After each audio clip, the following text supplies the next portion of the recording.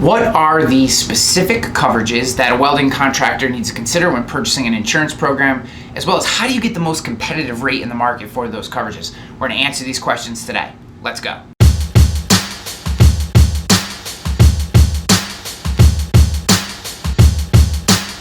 Hi, Ryan Hanley here, founder and president of Rogue Risk, where we do insurance differently, specifically by giving you knowledge and information to make the right insurance decision, like this video. Okay, when we're talking about a welding business, there's a few things that we need to consider. First and foremost is general liability. Probably have general liability or have heard about it. It is the most commonly associated coverage with almost all contracting risks, welding being no different. You may not realize there's actually two separate coverages inside of a general liability policy.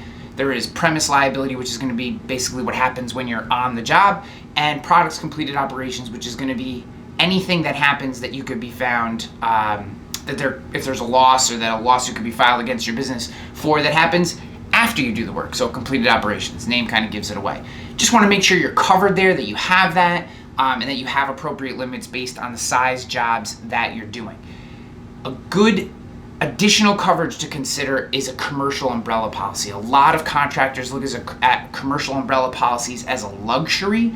This is simply not the case today. That we just live in too litigious of a society. Many lawsuits that involve any kind of serious damage are pushing up over $1 million, and that's where that commercial umbrella policy really kicks in. Additionally, it sits over the top of your workers' comp policy and your commercial auto policy, and that commercial umbrella policy is incredibly important. More and more every year we're seeing claims get pushed through the base layer of general liability into the commercial umbrella. So definitely want to consider commercial umbrella. We already mentioned comp and auto. Those are pretty straightforward.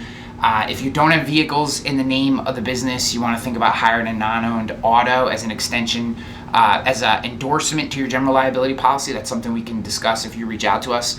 Other things we want to consider are crime coverage. So this would be if you're in businesses, if your employees are going into other people's businesses, you may need a crime policy, because if you have employee theft, that's going to be a big issue.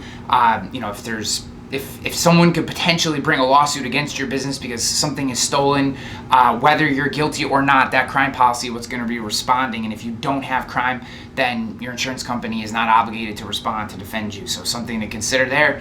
Additionally, inland marine or property, depending on the company does it. If you have welding gear that's in transit, that's kept in a shop, that's kept on site at a client's, on a job site, that could potentially be stolen, you're going to need property inland marine to cover that. Again, don't worry about too much of the nuance of where it is, as long as you have a coverage that's going to pick this stuff up, because welding equipment can get expensive, and if you want to replace that, especially if you have a larger crew and multiple units get taken, if your tanks are getting stolen, you want to make sure that you have coverage for that, and the only way to do that is to have that property or inventory properly covered.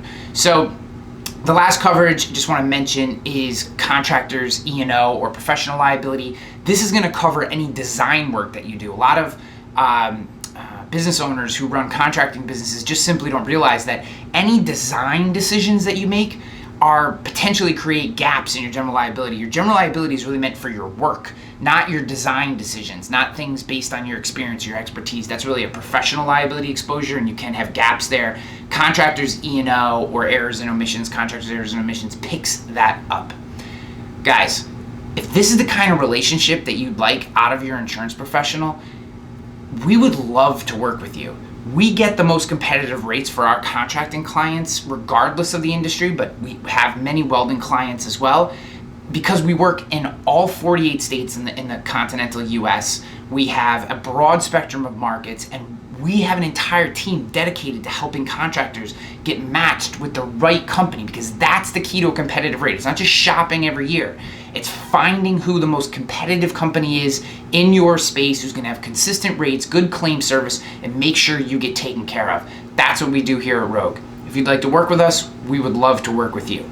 Give us a call, 518-960-6600. You can email us at gorogue@roguerisk.com. You can visit us online at roguerisk.com, or I'm sure there's a button or a link somewhere around this video that will let you contact us. Whichever way you choose, we look forward to working with you.